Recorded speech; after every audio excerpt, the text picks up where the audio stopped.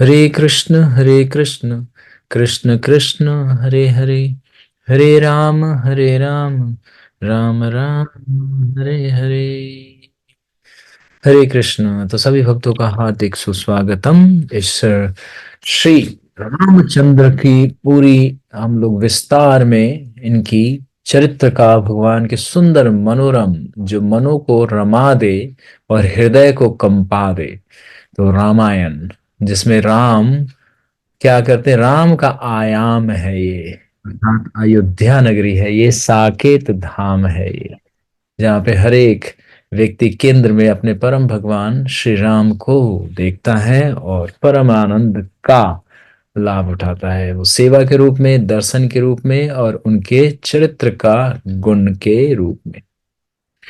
तो इस रामायण के हम लोग सुंदर कांड में हैं, जो कि समस्त कांडों में बड़ा प्रमुख और बड़ा प्रसिद्ध और बड़ा ही, स्वयं भगवान राम को भी ये घटना बड़ी ही प्रिय है, क्योंकि दो भक्तों का इसमें विशेष क्या है, समावेश।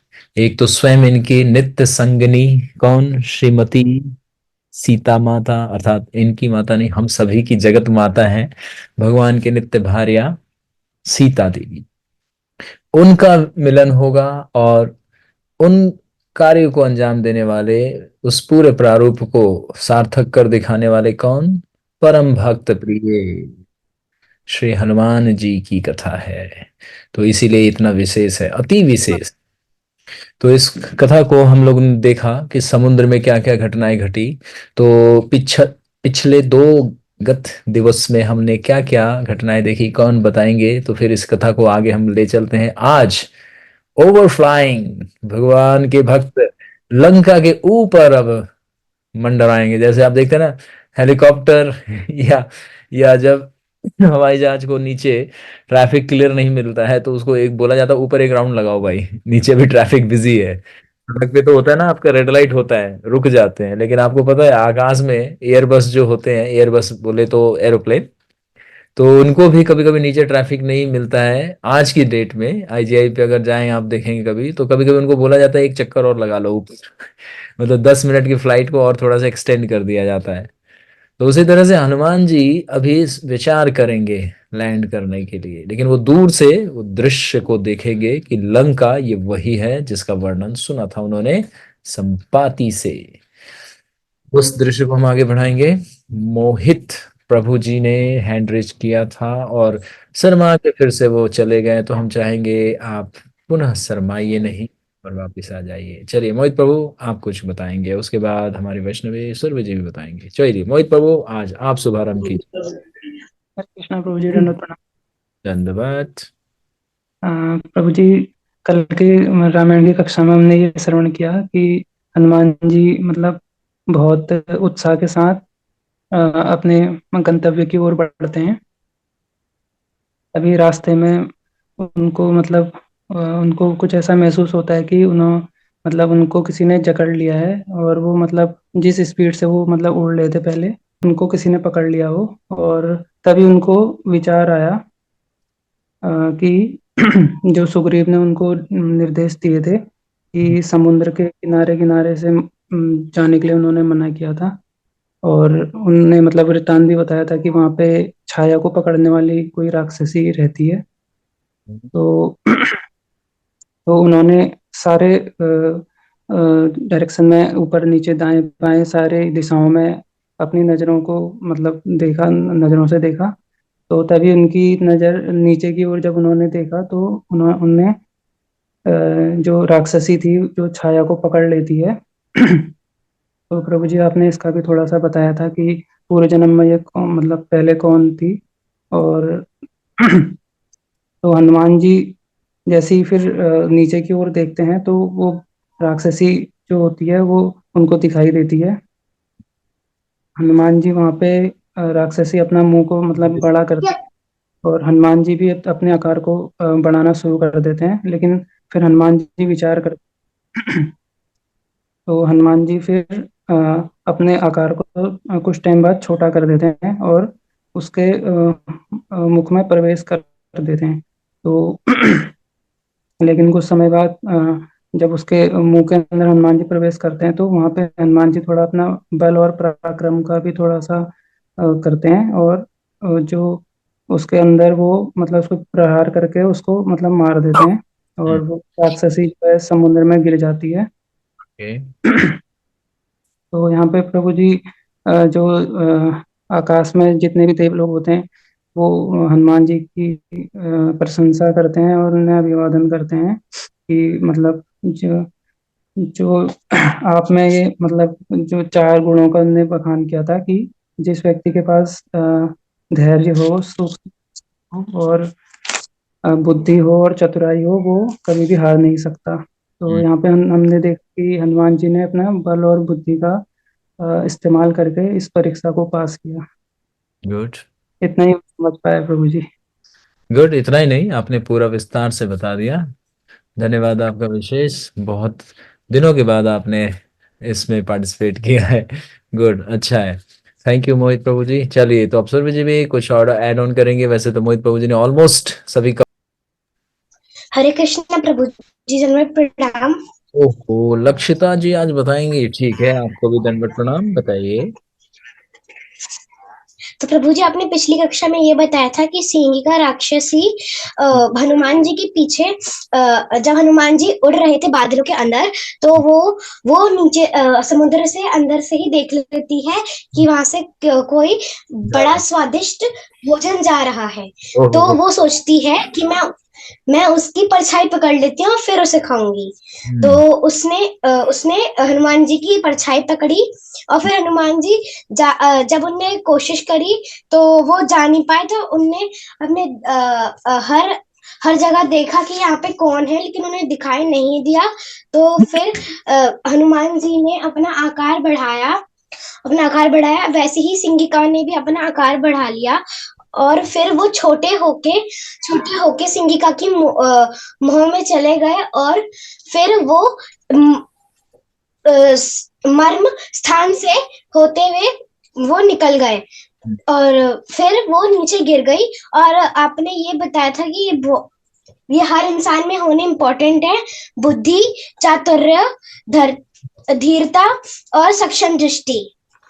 सूक्ष्म दृष्टि, सक्षम दृष्टि ठीक है, एक योग्यता से आप पता, लेकिन यहाँ पे सूक्ष्म मतलब बहुत शार्प विजन चाहिए, बहुत शार्प। ठीक, तो सूक्ष्म दृष्टि, सूक्ष्म सूक्ष्म मतलब सटल माइंड। ठीक, बताइए और।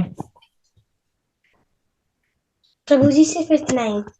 वाह, इतना ही नहीं, बहुत सुंदर, अच्छा बताया आपने, बहुत सुंदर प्रयास है। तो अब आपको एक रामायण का एक दृश्य आपको पूरा जीवन याद रहेगा कि हाँ, हनुमान जी जब लंका जा रहे थे। तो अब आप ये स्टोरी फॉर्म में बच्चों को भी सुनाओगे तो उसको बड़ा ही मजा आएगा, उसको और सुंदर से, कथा को जितने सुंदर से बताया जाता है वो उतना ही और मधुर लगता है। सुखदेव गोस्वामी से सब लोग सुनना क्यों पसंद किए थे, आपको पता है? भागवत में बताया गया, वहां पे महर्षि व्यास देव जी स्वयं, जो भागवत के रचयिता हैं, वो वहां बैठे थे। वेद व्यास जी बैठे थे, नारद मुनि बैठे थे, ब्रह्म ऋषि लोग बैठे थे, महर्षि लोग बैठे थे। 88,000, सोचिए कितने सीनियर मोस्ट। और उनके सामने एक नवयुवक 16 वर्ष का बालक भागवत बोल रहा है। तो सब लोग क्यों सुना उनसे? क्योंकि उनके बोलने में इतना मिठास था कि सब लोगों ने ये आग्रह ही किया कि हम तो एक दूसरे से सुनते ही रहते हैं, बड़े बड़े लोग सुनाते हैं, आज आप सुनाइए भागवत। क्योंकि उनमें सुखदेव गोस्वामी कौन है? श्रीमती राधिका के सूक हैं वो, अर्थात पैरट, अध्यात्मिक जगत में। तो उनके मुख से सुन के कितना अच्छा लगा। तो उसी तरह से भक्त लोग जो भगवान का गुणगान करेंगे, जितने सुंदरता से कर सकते हैं उतनी सुंदरता कम ही रहेगी, वो मल्टीप्लाई होगी, तब जाके आपको लगेगा कि कुछ बोल पाए। तो हर कथा को जो सुनते हैं दूसरों को सुना देंगे तो पूरा जीवन स्मरण रहेगा। तो अब हम कभी भी बच्चों को रोमांचित करने के लिए कथा सुना सकते हैं। कोई बच्चा रोता है, अच्छा इधर आओ, अभी अभी बताते हैं हनुमान जी कैसे उड़े थे और एक राक्षसी, दुष्ट राक्षसी का कैसे दांत तोड़ दिए थे। अभी तोड़ेंगे, लंकनी का दांत तोड़ेंगे। ये तीसरी स्त्री होगी जो इनके मार्ग में बाधा बनेगी। तो लक्षिता, गुड, आपने अच्छा बताया। तो स्टोरी फॉर्म में रामायण की टीचिंग्स भी याद रहनी चाहिए, और उसका हमें प्रैक्टिकल एप्लीकेशन जीवन में कैसे उतारना है, अर्थात हम डे टू डे लाइफ में कैसे बुद्धिमान बने, कैसे अपने पे संयम रखे, कैसे बुद्धि को तेज रखे कि कोई मूर्ख हमें मूर्ख न बना दे। क्योंकि मूर्ख को ही मूर्ख बनाया जाता है। बुद्धिमान व्यक्ति को कोई भी मूर्ख नहीं बना सकता, क्योंकि वो जानता है ये मूर्ख बना रहा है मुझे। मूर्ख को देखते हैं ना, मूर्ख बना दिया जाता है, हम कहते हैं ना मैंने उसको मूर्ख बना दिया, तो वो मूर्ख था। जो मूर्ख कहता है ना कि मैंने मूर्ख बना दिया, तो इसका मतलब वो मूर्ख है कि वो मूर्ख को मूर्ख बना के वो कह रहा है कि मैं बुद्धिमान हूं। कोई अकलमंद व्यक्ति को, बुद्धिमान व्यक्ति अगर किसी अकलमंद मतलब अपने से बड़े बुद्धि वाले को मूर्ख बनाए, तब कहा जाएगा कि हाँ भाई इसमें बुद्धि तेज है, उसी को बोला जाता है तेज बुद्धि वाला। तो भक्त लोग हमेशा तेज बुद्धि वाले होते हैं। भगवान भी कहते हैं ददामी बुद्धि योग, मैं अपने भक्त को बुद्धि देता हूं, तो भगवान देते हैं। इसलिए सभी को ये कथा याद होना चाहिए शिक्षा के साथ, ताकि कभी जीवन में कुछ ऐसी आए चीजें तो आपको पता चल जाएगा कि धैर्य रखना है और चतुराई से कार्य करना है। Thank you so much. तो लक्षिता जी ने भी बहुत अच्छा बताया, सुरभि जी ने भी अच्छा बताया, और किसने बताया? मोहित प्रभु जी ने। अब हम आप कल बाकी लोगों को अवसर देंगे, तो कल के लिए तैयार रहिए। तो चलिए अब हम लोग आ जाते हैं पुनः अपने इस विशेष कथा में। हनुमान जी जिस तरह से तेज गति से उड़ते ही जा रहे हैं, और मार्ग में उन्हें सुख सुविधाएं भी मिली, बुद्धि बल का परीक्षा भी मिला, आशीर्वाद भी मिला, महर्षि देवतागण चानरगण सभी उनको अपना प्रार्थना स्तुति के रूप में दे रहे हैं कि तुम अवश्य सफल होगे, आगे बढ़ते रहो, भगवान राम के कार्य को सिद्ध करके दिखाओ। तो जैसे ही आगे जाते हैं, सिंह का आती है, उसका भी वो उद्धार करते हैं। अब यहाँ पे प्रश्न नहीं उठाया गया, आप में से हमने अभिलाषा रखा था कि आप लोग जरूर पूछेंगे कि पहले स्त्री को तो उन्होंने छोड़ दिया सम्मान करके, दूसरी स्त्री का वध क्यों कर दिया? तो ये प्रश्न का उत्तर कौन देंगे? ये हमारे सर मुझे लग रहा है कि जो पहली राक्षसी थी वो नागों की माता थी, तो वो हनुमान जी का जो है टेस्ट लेने के लिए आई थी कि उनमें बल बुद्धि शक्ति सक्षम है कि वो रावण की लंका में जाके चीजों को मतलब समझ पाए, कर पाए। और जो दूसरी राक्षसी थी सिंहिका, वो होलिका थी। आपने जैसे बताया था कि पिछले जन्म में वो होलिका के रूप में आई थी, तो वो प्रभु के कार्य में बाधा ही बनने के लिए आई थी, और उससे उनका उद्धार के लिए उन्होंने उनका वध किया, मुझे जो समझ में आया। Very nice. चलिए सुरभि जी आप भी थोड़ा सा प्रयास कीजिए। गुड। राधा माता ने भी कहा है, जिनशा जी ने भी कहा है, नमा जी ने भी कहा है, आप भी प्रयास कीजिए।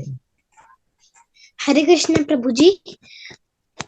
ये तो लक्षिता दोबारा आ गई, हम तो सुरभि जी की बात कर रहे थे। लक्षिता आप फिर से बोलोगे? चलो ठीक है, आप ही बोलो।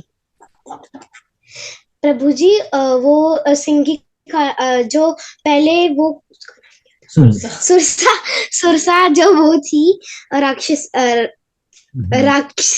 राक्षसी थी, राक्षसी थी। उस हनुमान जी उसके मुंह से निकाल आए थे, क्योंकि वो जल्दी जल्दी छोटे होके निकल आए थे। लेकिन जो सुरसा थी, हाँ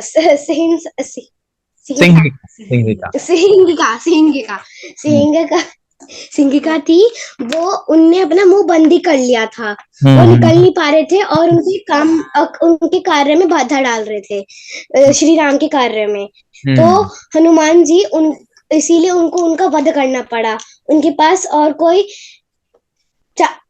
चारा ही नहीं था, विकल्प मतलब दूसरा कोई ऑप्शन, कहते हैं ना दूसरा अल्टरनेटिव नहीं था, इसलिए उसका वध किया उन्होंने, क्योंकि बाधा बन गई वो, है ना। और दूसरा, ठीक है, आपने सुंदर बताया। और जेनिसा की जो माता जी ने कहा वो भी सुंदर है, और राधा माता ने जो प्रयास किया वो भी अति सुंदर है, क्योंकि हमने पहले ही कहा है अभ्यास करना है। हम सब ना तो ज्ञानी हैं, हम लोग महामूर्ख हैं इस जगत में, तो थोड़ा थोड़ा भगवान का समझ के हम अपने प्रयास से प्रयास कर रहे हैं, भगवान इसी प्रयास को देख के कृपा दे देंगे।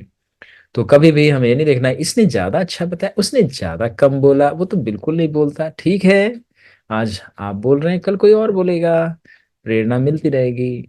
तो यहाँ पे यही है जो जनिषा की माता जी ने कहा, लक्षिता ने कहा और राधा माता ने कहा, तीनों ही अपने अपने दृष्टि में ठीक है। क्योंकि पहला जो था वो बुद्धि बल की परीक्षा लेने के लिए समुद्र के देवता वरुण ने उनसे आग्रह किया था, पाताल लोक की नाग माता से, कि आप जाएं और एक विशिष्ट रूप धारण करके हमारे प्रिय हनुमान की परीक्षा तो लीजिए कि बल बुद्धि का सही से प्रयोग कर पाएंगे या नहीं कर पाएंगे रावण के नगली में।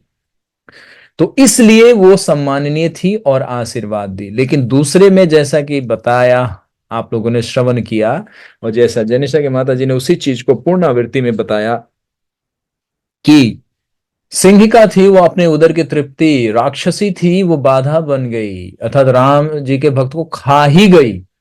वो तो बोला था उन्होंने कि मेरे मुझे वरदान है, वो तो परीक्षा चल रही थी, एक परीक्षा चल रही थी, एक वास्तविक घटना घट रही थी। सिंहिका वास्तव में राक्षसी थी, तो हनुमान जी को खा गई वो। तो खा गई तो उन्होंने देखा कि अब मतलब बाहर निकलना असंभव है उसके मुख से, तो इसीलिए उन्होंने देखा कि मेरे मार्ग को अवरुद्ध कर दिया इसने। तो इन्होंने क्या किया, उसका गला ही फाड़ दिया, हृदय को फाड़ के बाहर निकल गए। मर्म स्थान मतलब गला का जो नीचे का जो पोर्शन है, ये पूरा मर्म स्थान कहलाता है, मतलब सॉफ्ट होता है ना, गर्दन हमारा हार्ट सॉफ्ट होता है, तो मर्म स्थान का है, मतलब उन्होंने चीर करके बाहर निकल गए। तो इसीलिए वो असुरी थी और उसका बहुत समय से अकाउंट अब पूरा हो गया था, बहुत सारे उसने पाप अत्याचार किए थे, तो भगवान के भक्त ने उसका उद्धार किया। तो ये उसका सारांश था। धन्यवाद तीनों ही वैष्णवियों का, विशेष धन्यवाद। चलिए, थैंक यू, अच्छा लगा, आप लोग ध्यान से सुन रहे हैं और इसको समझ भी पा रहे हैं। गुड। तो अब हम बढ़ते हैं इस कथा में आगे। हनुमान जी ने अपनी अंतिम परीक्षा में धीर, सूक्ष्म दृष्टि, बुद्धि और चतुराई, ये 4 गुण बताए हम लोगों ने। मतलब ये वास्तव में महर्षि वाल्मीकि जी हमें बता रहे हैं कि हनुमान जी ने इन 4 चीजों का प्रयोग किया इन दोनों राक्षसी से अपना वो करने का, है ना, धीरता, सूक्ष्म दृष्टि, बुद्धि और चतुराई। तो इंटेलिजेंस के साथ क्लेवरनेस भी होना चाहिए। मैंने बताया था कि बुद्धि के साथ साथ विवेक का होना भी बहुत आवश्यक है कि कहाँ पे उसका प्रयोग सही से कर लिया जाए। तो इसीलिए जब 4 गुण होंगे तो बच्चों को ये सब बताना चाहिए कि बुद्धि क्या है, माइंड क्या है, माइंड कब कोई चीज बच्चे जिद पे अड़ते हैं तो उनको इस बाद में समझा देना चाहिए कि देखो बच्चे, उस समय में आप इसलिए नहीं सुन रहे थे क्योंकि माइंड आपको रूल कर रहा था, माइंड आप ही का मन आपको नियंत्रित कर चुका था। बच्चे कभी जिद पे अड़ जाते हैं ना, तो वो जिद क्या होता है, उनका माइंड है, वो समझ नहीं पाते क्या अच्छा है क्या बुरा है।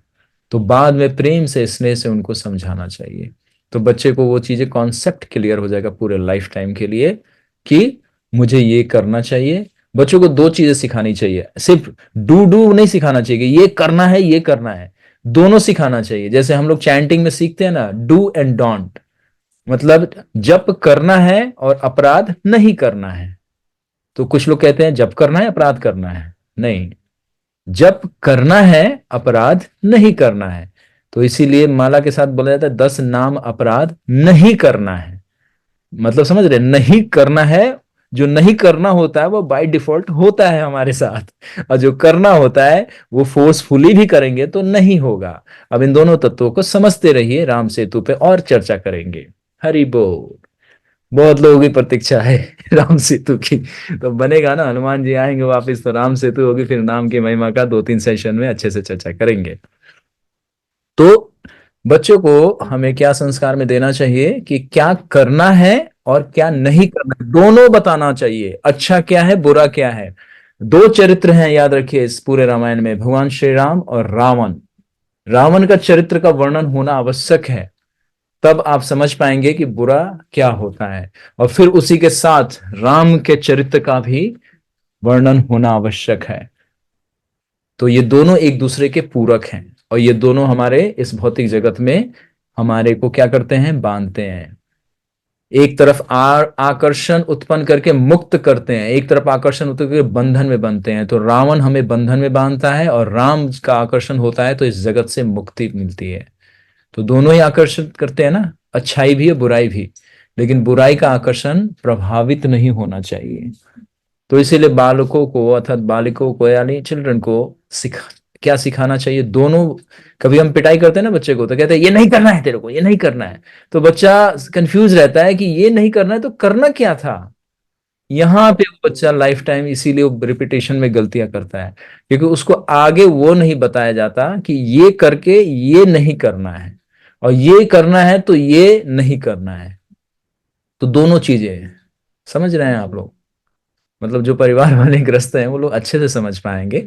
और हमें भी तो माता पिता ने ही ये संस्कार और गुरुजन और आप जैसे भक्तों ने ही सिखाया सब कुछ।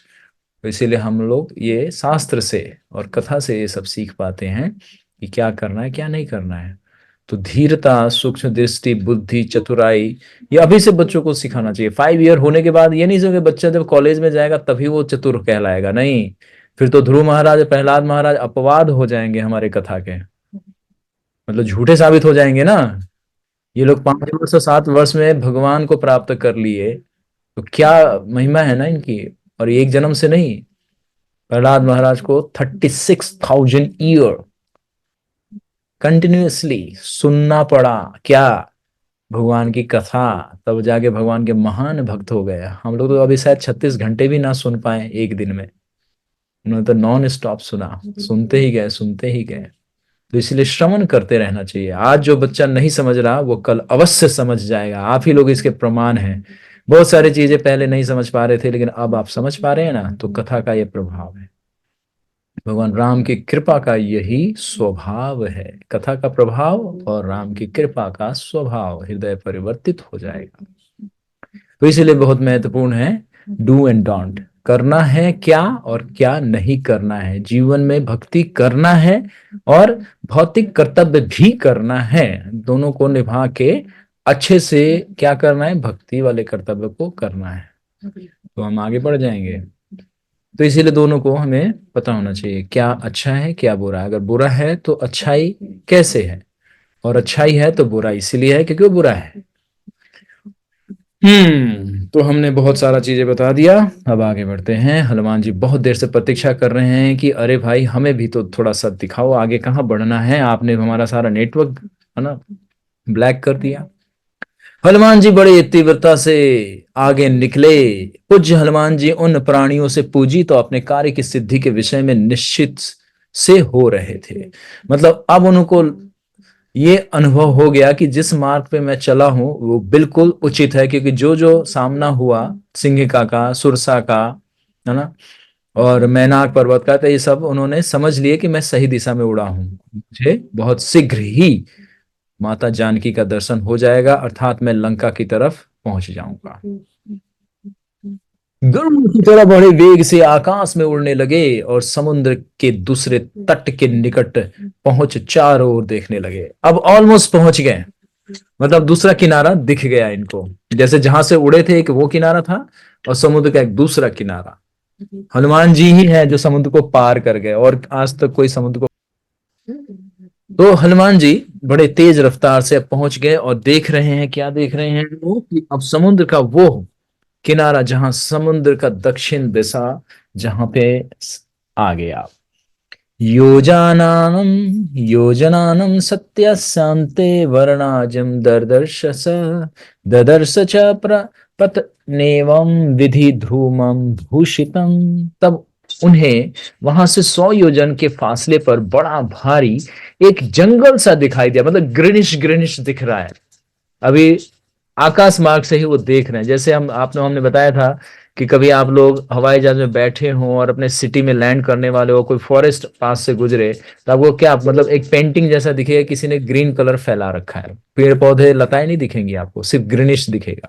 तो हनुमान जी को भी वैसा एक भारी जंगल दिख पड़ रहा है। जाते जाते उन्होंने विविध वृक्षों से भूषित द्वीप अर्थात टापू मलयगिरी के उपवनों को भी देखा। मलय मतलब एक प्रकार का चंदन पाया जाता है। उन्होंने सागर और सागर का तट और सागर तट पर लगे हुए पेड़ों को भी बड़े ध्यान से देखा। अब हनुमान जी पहुंच गए उस किनारे, उस वहां पर जहां पे लंका नगरी बसी हुई है, अर्थात उसके छोर पे पहुंच गए, अर्थात उसका किनारा आ गया। तथा सागर की पक्षी अर्थात नदियों को और नदियों के और समुद्र के संगम स्थानों को भी उन्होंने देखा। बुद्धिमान हनुमान जी ने महामेघ के समान अपने शरीर को, जो आकाश को ढके हुए था, देखकर अपने मन में विचार किया, यह मेरा बड़ा शरीर और मेरा वेग देखकर राक्षस लोग मुझे एक खेल की वस्तु समझते हैं। हरि बोल। हनुमान जी क्या कह रहे हैं कि मतलब मैं विचित्र सा दिख रहा हूं तो बड़े बड़े राक्षस मुझे अपना एंजॉयमेंट का वस्तु समझ रहे हैं, मतलब थोड़ा सोच रहे हैं कि भाई ये क्या है विचित्र सा, आजा भाई थोड़ा खेल ले, हाथ साफ कर ले। जैसे कोई बॉल या बैट बॉल या फुटबॉल खेलता है, अगर उसको रास्ते में कुछ ऐसा डब्बा खाली मिल जाए या थोड़ा पत्थर लाइट लाइट वेट वाला मिल जाए, तो बच्चे उसको पैर से फुटबॉल बना के खेलने लगते हैं। बाल अवस्था में सामान्यतः जो फुटबॉल खेलते हैं बच्चों का ये नेचुरल मतलब ब्लड के अंदर वो इनबिल्ट होता है। जो स्पोर्ट्समैन होते हैं अगर उसको हाथ में पत्थर दे तो घुमाने लगेगा बॉल की तरह, मतलब वो हैबिट उनका डेवलप हो चुका होता है। अब कोई डांस का प्रैक्टिस करेगा, ये मतलब प्रैक्टिकल बता रहा हूँ क्योंकि कभी कभी हम लोग भी बाल अवस्था में ऐसी हरकतें करते थे। तो वो क्या करता है, कोई भी म्यूजिक थोड़ा भी सुनाई देगा, नहीं भी देगा, तो अगर वो बिल्कुल फ्री माइंड से है तो वो थोड़ा बॉडी को ना ऐसे जर्क देता रहेगा, थोड़ा थोड़ा ऐसे करता रहेगा, मतलब इससे पता चलेगा भाई इसको डांस में बहुत रुचि है। तो उसी तरह से कोई फुटबॉल खेलेगा, पत्थर मिल जाए खाली डब्बा, तो पैरों से ना उसको लगेगा टकने, इधर से इधर, इधर से इधर, इधर। और कोई बॉलर है या बैट बॉल खेलता है, वो क्या करेगा, अगर उसको दे दो थोड़ा कोई डंडा तो वो सीधा बैट की नकल करने लगेगा, सचिन ऐसे खेलता है, ऐसे खेलता है, टक टक ऐसे। तो उसी तरह से कभी कभी कोलाहल समझने लगेंगे, हनुमान जी कह रहे हैं कि कुछ राक्षसों को लग रहा है कि मैं विचित्र प्राणी हूं, मुझे पकड़ के वो अपना आनंद ले रहे हैं मुझसे। तो हनुमान जी विचार कर रहे हैं कि भाई इतना बड़ा शरीर लेके अगर मैं रावण के उसमें घुसा, फिर तो रावण भी कुछ मेरा अलग ही आनंद लेने लगेगा। तो हनुमान जी विचार कर रहे हैं, मुझे एक खेल की वस्तु समझने लगे। यह विचार उन्होंने अपने पर्वताकार शरीर के अति छोटा कर लिया। जब उन्होंने यह विचार किया कि ये मेरे बड़ा शरीर होने की वजह से मुझे बड़े बड़े असुर को सामना करना पड़ रहा है, तो अब तो ये पूरी ही माया नगरी है, अगर मैं इस तरह से प्रवेश किया फिर तो भाई कोई बड़ी मुसीबत आ जाएगी। तब वो विचार करके उन्होंने क्या किया, उन्होंने अपने पर्वताकार शरीर को अति छोटा कर लिया, बहुत छोटा बना लिया, क्योंकि अष्ट सिद्धि के दाता हैं ये। तो बड़े से बड़े विशाल से विशाल शरीर को है ना विराट रूप दिखा सकते हैं, और बिल्कुल सूक्ष्म बन सकते हैं अणु के समान, अर्थात किसी को दृश्य नहीं होंगे। जैसे आप लोग पार्टिकल्स देखते हो ना, अभी सर्दियों के दिनों में दिखेगा, जहां आपके रोशनदान से प्रातः काल आप देखेंगे कि जब जहां से सूर्य की रोशनी आती है ना, उसमें एक छोटे छोटे कण उड़ते हुए दिखाई देंगे आपको। तो वो सिर्फ लाइट में दिखेंगे, ऐसे लाइट बंद करके आप देखेंगे ना तो नहीं दिखेगा आपको। उसी को बोलते हैं अणु, उसी को बोलते हैं कण। तो हनुमान जी वैसे बन सकते हैं, वही रूप रहेगा, आकृति बिल्कुल छोटी हो चुकी होगी, मतलब उनके हाथ में वो गदा भी रहेगा, उनके कुंडल भी रहेंगे, उनके लंगोट भी रहेंगे, उनकी पूंछ भी रहेगी, उनका मुकुट भी रहेगा, लेकिन अणु के समान चल रही है। तो अणु के रूप में वो बन सकते हैं और विशाल से विशाल पर्वताकार भी हो सकते हैं। उन्होंने काम मोह विधिहीन जीवन मुक्त योगी की तरह पुनः अपना लघु रूप सा सदा बना रहता था वैसा ही धारण कर लिया। जैसे योगी लोग जो अष्ट सिद्धि प्राप्त करते हैं, जैसे हमारे कंदर्प मुनि को अष्ट सिद्धियां प्राप्त थी, है ना, भागवत में जो है ना, देवहूति माता से जिन्होंने विवाह किया और भगवान कपिल के जो पिता हैं उनका। तो उसी तरह से और भी ऋषि हैं, जो ब्रह्म ऋषि होते हैं उनमें ये सिद्धियां होती हैं कि वो अपने शरीर को अदृश्य कर सकते हैं, और यहाँ से प्रकट होके कहीं अप्रकट हो सकते हैं, वहां से अप्रकट होके कहीं पे भी जहां वो मन करेगा वहां पे प्रकट हो सकते हैं। तो हनुमान जी ने अपने शरीर को छोटा कर लिया। क्यों छोटा कर लिया, उन्होंने देखा कि रास्ते में मुझे दो असुरों ने, है ना, मतलब अपने खेलने की वस्तु समझकर मुझसे खिलवाड़ कर लिया। तो उन्हें हंसी भी आई कि भाई इतना बड़ा शरीर लेके जा रहा हूं, थोड़ा छोटा कर देता हूं। तो उन्होंने अपनी आकृति को छोटा कर लिया, अपना लघु रूप सा बना लिया, जैसे योगी लोग अपने रूप को बना सकते हैं। जैसे भगवान वामन ने बलि को छलने के समय अपने शरीर को बढ़ाकर पुनः छोटा कर लिया था। तो इसका उपमा कैसे दिया जा रहा है कि वामन रूप में बालक के रूप में आए थे, बिल्कुल 7 वर्ष के सुंदर बालक के रूप में। अब बलि महाराज समझ नहीं पाए, ये कृष्ण लीला है ये सब। बलि महाराज समझ नहीं पाए कि 3 पग तो क्या मतलब, हम अपना एक हाथ फैलाएंगे और छाया में उतना 3 पग बालक का हो जाएगा। लेकिन उनको नहीं पता था कि ये बालक का पग कितना बड़ा है कि पूरा जगत उसके घुटने के नहीं बल्कि एक तालू के एक कण में पूरा ब्रह्मांड समा जाएगा। तो उनको पता ही नहीं था। तो वामन जी ने अपना कितना शरीर बड़ा किया, पग से नापा तो पूरा पाताल नप गया, दूसरे पग से नापा तो ब्रह्मा जी तक उन्होंने नाप लिया, तीसरा पग बोले जगह ही नहीं बची ब्रह्मांड में, पूरा ब्रह्मांड 2 ही पग में नाप दिया। भगवान 1 पग में ही नाप सकते थे, लेकिन 3 पग मांगा तो तीनों पग और वचन दे दिया था बाली ने कि हाँ हम देंगे, तो वचन को कैसे झूठा करते हैं। बड़ा सुंदर लीला है ये सब, बड़ा ही सुंदर मनोरम, मतलब सुन के इतना आत्मा तृप्त हो जाएगा ये सब जब लीलाएं सुनेंगे आप, कि भगवान अपने भक्त का दमन भी कर रहे हैं, उसका मान हनन भी कर रहे हैं, हाँ, और उसे अपना भी रहे हैं, और उसका सेवक भी बन जाएंगे। ये है हमारे भगवान हरि, ये है भगवान जिनको हम लोग पूजते हैं, ये वही है भगवान श्री राम। श्री रामचंद्र की जय। कहाँ पहुंच गए हम लोग? तो बामन रूप जिस तरह से लघु से विशाल बनते हैं, उसी तरह से हनुमान जी ने अपने शरीर को सूक्ष्म कर लिया, अर्थात छोटा कर लिया। विविध मनोहर रूप धारण, विविध मनोहर रूप धारण करने वाले हनुमान जी ने दूसरे द्वारा पार जाने योग्य समुद्र को पार पहुंचकर और आगे के कर्तव्य का भली भांति विचार करके और आगे के कर्तव्यों को भली भांति सोच विचार अपना कार्य सिद्ध करने के लिए अत्यंत छोटा रूप धारण किया। क्योंकि हनुमान जी अब समझ गए कि यहाँ पे बहुत उत्पात मचाने वाले होंगे, अगर मैं इस तरह से विशाल शरीर में रहा तो बहुत कठिन हो जाएगा मुझे सीता माता को ढूंढना। तो ये विचार करके उन्होंने अपने रूप को क्या किया? छोटा बना लिया। अब देखिए कैसे छोटा बनाया। तदंतर समुद्र तट से हनुमान जी लंब नामक पर्वत के ऊपर गए। लंब अब पहला पर्वत है ये, ठीक। लंब पर्वत के ऊपर गए। उस लंब पर्वत पर केतकी, उद्दालक, नारियल आदि के अनेक फल फूल वृक्ष लगे हुए थे। इस पर्वत के शिखर भी बड़े सुंदर थे। उन्हीं सुंदर शिखरों में से एक शिखर पर हनुमान जी जाकर ठहरे, अर्थात हनुमान जी लैंड किए। समझ गए आप?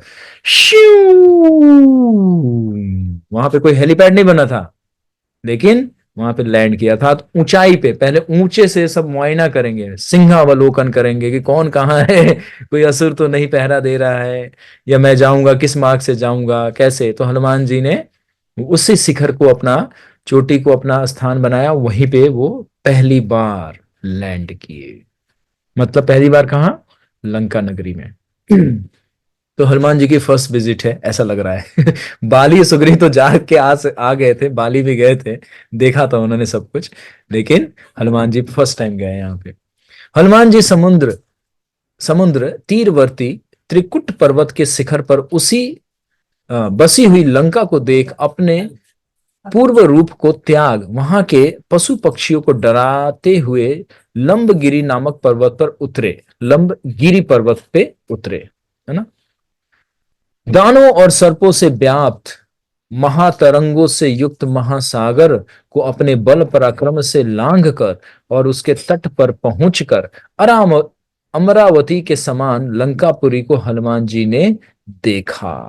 अब वहां पे जो उस पर्वत पर, लंबगिरी पर्वत पर, अब ऊपर की शिखर पे ये उतरे हैं, और उतर करके वहीं पे चोटी से ही लंकापुरी को देख रहे हैं। मतलब दूर से, काफी दूर है अभी भी। आप समझ गए? जैसे आप लोग किसी सिटी में एंटर करते हैं तो बॉर्डर और टोल टैक्स आता है ना, तो वहां पे आप देखते हैं बैरिकेटर होता है, और दूर से आपके बिल्डिंग दिखाई देती है आपके शहर की। जैसे आप सिटी में जाएं, मुंबई, पुणे या गुड़गांव में ही कहीं प्रवेश करें, दिल्ली में प्रवेश करें, तो आप देखेंगे ना दूर से आपको सिटीज दिखाई देगा। सिटीज के लंबे लंबे क्या दिखेंगे? बिल्डिंग्स दिखेंगे। तो आपको लगता है ना कि मैं आ गया अब, लेकिन अभी भी काफी 10 किलोमीटर 20 किलोमीटर रहता है ऐसा। उसी तरह से यहाँ पे समझिए कि हनुमान जी लंबगिरी पर्वत को, लंबगिरी पर्वत से लंका को देख रहे हैं। आप देखिए कितना सुंदर आएगा लंका, ऐसा वैसा नहीं था, बहुत सुंदर नगरी है ये। क्योंकि किसने इसका निर्माण किया? किसने किया? कौन बताएंगे किसने किया? लंका का ओरिजिनल प्रोप्राइटर कौन है? आर्किटेक्ट में नहीं है, ऑनरशिप में कौन है? कौन बताएंगे? नाम बताइए। बताया था हमने। प्रभु जी कुबेर ने। हाँ हाँ, कुबेर ने प्रभु जी। कुबेर कुबेर कुबेर, बिल्कुल सही। हाँ, राधा माता आप थोड़े डर डर के बोलती है। कोई जी बात प्रभु जी आवाज। नहीं। ठीक है ठीक है, वही है। तो कुबेर से, कुबेर छोटे भाई है यक्ष, ये राक्षसों के कैटेगरी में आते हैं, लेकिन देवता के समीप होते हैं लोग। जो दक्ष जो कुबेर होते हैं, यक्ष, ये सब राक्षसों में उत्तम होते हैं, मतलब थोड़े थोड़े इनके संस्कार जो होते हैं ना वो कैसे होते हैं, थोड़े बहुत थोड़े ऐसे होते हैं आसुरिक, लेकिन ज्यादातर इनके अच्छे गुण होते हैं। अपने बल पराक्रम से महाबली हनुमान जी ने अपने अपार समुद्र को लांघ कर सावधान होकर त्रिकुट पर्वत पर बसी हुई लंकापुरी को उन्होंने देखा। लंकापुरी को वो देख रहे हैं। उस पर्वत पर जो फूल फले हुए वृक्ष थे वे पवन के वेग से हिलने डुलने लगे, क्योंकि हनुमान जी लैंड किए ना। जैसे हेलीकॉप्टर जब कहीं नीचे उतरता है, आपने कभी देखा हो हेलीपैड पे नीचे जब ग्राउंड पे उतरता है तो देखते ना आसपास में धूल उड़ा देता है, पेड़ पौधे हिलने लगते हैं। तो हनुमान जी के वेग से वहां के सारे वृक्ष हिल गए। मतलब हनुमान जी जैसे उतरे ना, जैसे कोई बंदर देखते ना यहाँ से वहां जंप करता है तो उस ना तना को पूरा हिला देता है वो। तो हनुमान जी उतरे तो पूरा पर्वत का सारे वृक्ष हिल गए, उनके वेग से हिलने डुलने लगे। उनके हिलने से फल फूल टूट टूट कर, है ना, कंदराओं से नीचे की तरफ गिरने लगे। कंदराव मतलब पर्वत के जो ऊपर के जो चोटी थे ना वहां से लुढ़कने लगे। फल फल पके पके फल थे वो सारे नीचे टूट टूट कर उनके वेग से नीचे गिर गए। उन वृक्षों की पुष्प वर्षा से वीरवन हनुमान जी मानो पुष्पमय हो गए, और खुद के ही ऊपर मानो हनुमान जी का स्वागत कर रहे हो वृक्ष। जितने पुष्प थे वो हनुमान जी के ऊपर गिरने लगे। तो ऐसा मतलब ऐसा नहीं है कि नोइंगली ऐसा कर रहे हैं, मतलब एक गिरा, लेकिन हम लोग कैसे देख रहे हैं कि पुष्प जो है, वृक्ष जो है हनुमान जी का स्वागत कर रहे हैं। शोभावान एवं अमित विक्रमशाली हनुमान जी इतने चौड़े अर्थात 100 योजन के समुद्र को फांद करके आए, किंतु न तो उन्होंने बीच में कहीं थोड़ा भी साहस करके रुके और ना मन में गलानी ही उपजी कि भाई इतना कमर टेढ़ा हो गया। जैसे आप लोगों को 2 घंटे का लगातार सेवा मिल जाए तो आप कहते हैं ना वो हो कमर सीधा हो गया, जब करने में 3 बार तो हम एंगल बदलते हैं और 12 बार उठ के पानी पीते हैं। हनुमान जी ने ऐसा नहीं सोचा कि भाई 100 योजन चला हूं, बीच में नॉन स्टॉप चला हूं, ये क्या। उनको जरा सा भी, है ना, क्षुब्ध नहीं हुआ, हृदय में जरा सा भी मलाल नहीं हुआ कि भाई मैं इतना लंबा कार्य करके आया हूं, थोड़ा सुस्ता लूं। नहीं, अभी भी उतना ही एनर्जेटिक है वो, अभी भी भगवान राम के लिए उतना ही। तो हमें सेवा में ये नहीं कि थोड़ा बोरिंग आ गया, थोड़ा चलो सुस्ता ले। यही तो मैनाक से यही सीख रहे थे ना कि आपको प्रलोभन मिलेगा, लेकिन नहीं, प्रलोभन नहीं लेना है, उस लक्ष्य तक पहले पहुंचना है।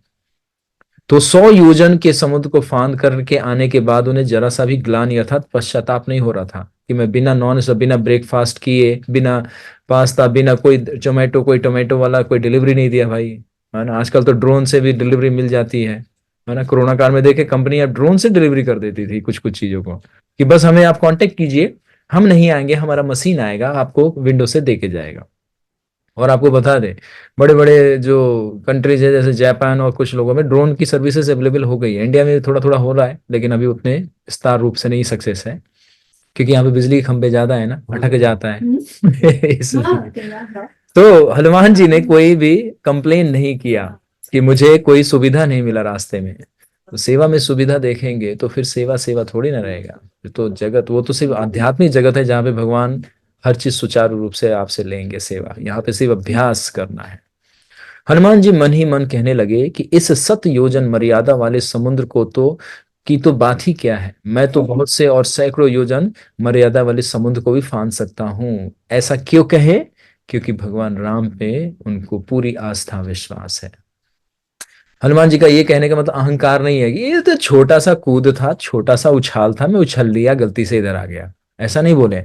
उन्होंने कहा कि हनुमान जी ने ये कहा कि राम जी के लिए मैं 100 योजन नहीं, इसके हजारों योजन में दूर जा सकता हूं। ये है भाव जो हनुमान जी का समझना है। स तु वीर्यतम श्रेष्ठम पवलतमापि चोतम जगामा वेवलंगामा लंकित्वाय महोदधि। इस प्रकार मन ही मन सोचते विचारते श्रेष्ठ वीरवान कपियों में मुख्य महावेगवान हनुमान जी समुद्र को फांग कर लंका में पहुंच गए। वानरोत्तम तेजस्वी हनुमान जी रास्ते में हरी हरी घासों और सुगंध से युक्त मधु से भरे हुए सुंदर वृक्षों से सुशोभित वनों और वृक्षों से आच्छादित, आच्छादित मतलब पूरा घना, बिल्कुल घना, थिक डेंस फॉरेस्ट, है ना।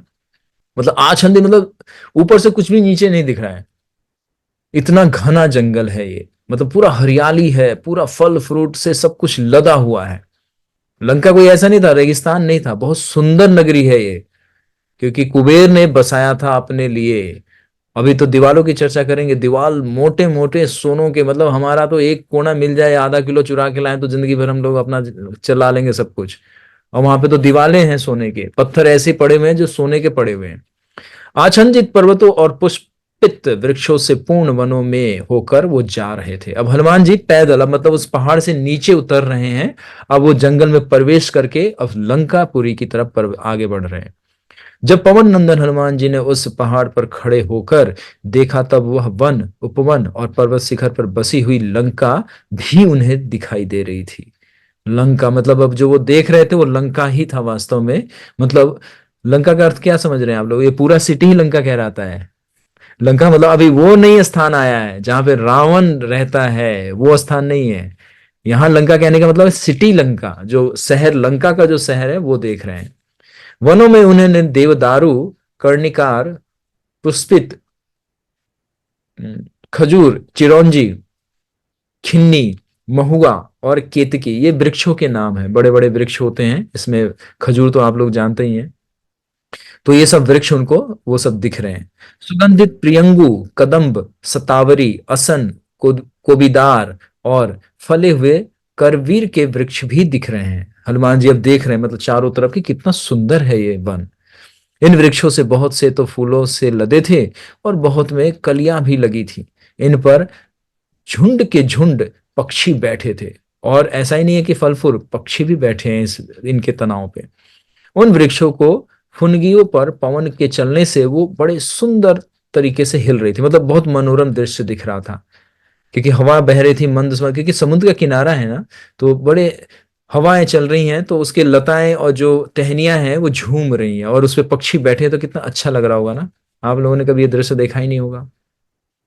वहां बावलियां भी थी, बावलियां, जिनमें हंस और जलमुर्ग खेल रहे थे। जलमुर्ग मतलब जो पानी में देखते हैं ना, काला सा एक बत्तख जैसा होता है जो पानी में गोते मारता है, वो अंदर चला जाएगा बहुत देर तक, 15-15 मिनट तक नहीं आएगा, एकदम से ऊपर आएगा, उसी को बोलते हैं जलमुर्ग। और कमल और कुई के फूल भी खिले हुए थे। कुई, कुई मतलब समझते हैं जो समुद्र शोक होता है ना, वो पर्पल कलर का फूल खिलता है उसके अंदर, बड़ा सुंदर लिखता है, उसको बोलते हैं कुई, कुई के फूल। ठीक, और कमल तो आपको पता ही है, लोटस।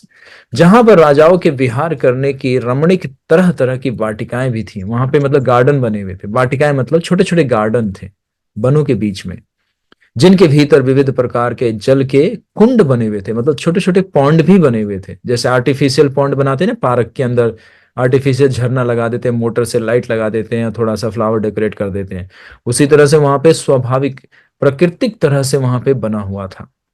सब ऋतु में फलने फूलने वाले अनेक प्रकार के वृक्ष दिख पड़ते थे। हनुमान जी ये सब दृश्य देख रहे हैं। अब हनुमान जी के दृष्टि से अगर आप लोग अगर सो नहीं रहे हैं तो आप लोग को भी दिख रहा होगा लंकापुरी कैसा है।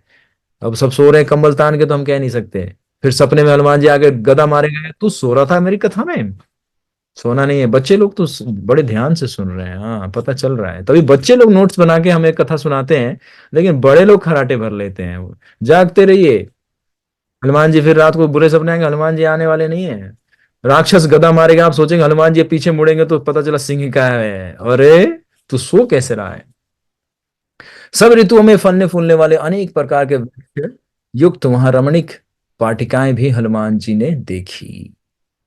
तो इस तरह से हनुमान जी अब लंकापुरी में प्रवेश कर रहे हैं। अभी मतलब मेन कहाँ है वो? अब वो लंका नगरी की तरफ प्रवेश कर रहे हैं। अभी वो जंगल है जो बाहर सिटी के बाहर है। शोभा युक्त हनुमान जी ने अब रावण पालित लंका के समीप पहुंच गए। हरि हरि, अब लंका के समीप मतलब लंका के पास पहुंच गए। लंकापुरी पूर्व कमरों से कुई से युक्त परिखा से घिरी हुई थी।